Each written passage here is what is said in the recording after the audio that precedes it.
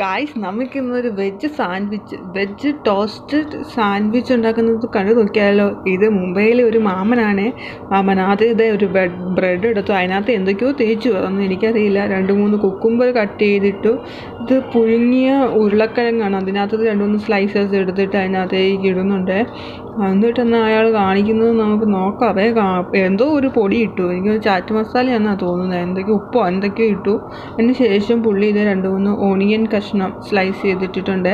അതേപോലെ തന്നെ അല്പം തക്കാളിയും ഇട്ടിട്ടുണ്ട്. എന്നിട്ട് മാമൻ എന്നാ ചെയ്യുന്നതെന്ന് നമുക്ക് നോക്കാണ്ട്.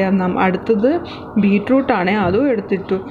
ക്യാപ്സിക്കവും കട്ട് ചെയ്തിടുന്നുണ്ട്. അങ്ങനെയാണ് മാമൻ്റെ വെജ് ടോസ്റ്റഡ് പ്രിപ്പയർ ചെയ്യുന്നത്. പിന്നെ എന്തോ പൊടി എടുത്തിട്ടിട്ടുണ്ട്. ശേഷം അതിനകത്ത് ഒരു സ്ലൈസ് ഓഫ് ബ്രെഡും കൂടി എടുത്ത് മൂടി വെച്ചു. എന്നിട്ട് പുള്ളിയുടെ